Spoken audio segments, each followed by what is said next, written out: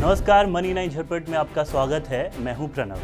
Calendar year 2022 की पहली तिमाही में भारत में स्मार्टफोन के बाजार में 2% का मामूली इजाफा हुआ।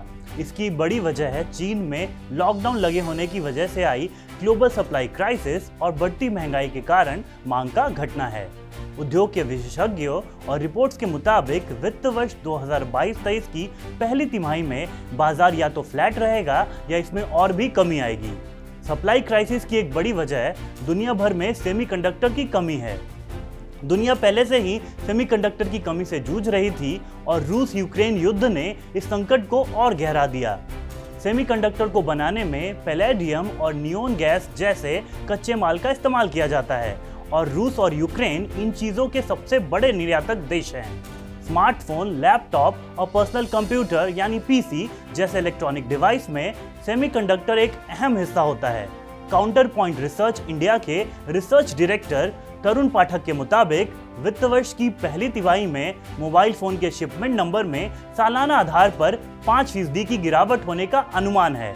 ऐसा पहली बार होगा जब भारत के स्मार्टफोन बाजार में सालाना आधार पर ऐसी गिरावट आएगी। मार्केट एनालिसिस एजेंसी कैनालिस्ट की एक रिपोर्ट के मुताबिक कैलेंडर ईयर 2022 की पहली तिमाही में 3.8 करोड़ स्मार्टफोन की शिपमेंट की गई।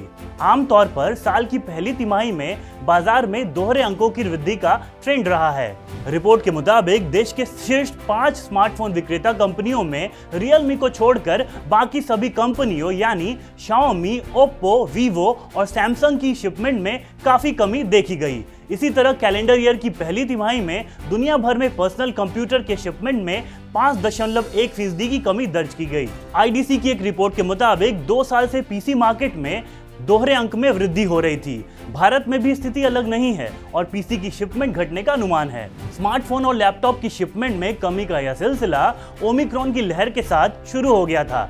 जहां तिमाही के बीच में मांग में सुधार होना शुरू हो गया था, लॉजिस्टिक्स की ऊंची कीमत, चीन में मैन्युफैक्चरिंग सेक्टर में आए स्लोडाउन से शिपमेंट घट गया।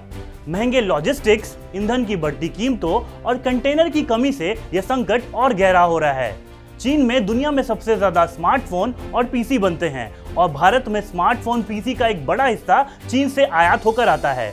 एक रिपोर्ट के मुताबिक कोविड पैंडेमिक के बाद से कंसाइनमेंट पर होने वाला खर्च 6 गुना तक बढ़ गया है। अब चीन में कोविड-19 का संकट कम होने और सेमीकंडक्टर की समस्या के सुधरने के साथ ही हम बाजार में सुधार की उम्मीद कर सकते हैं।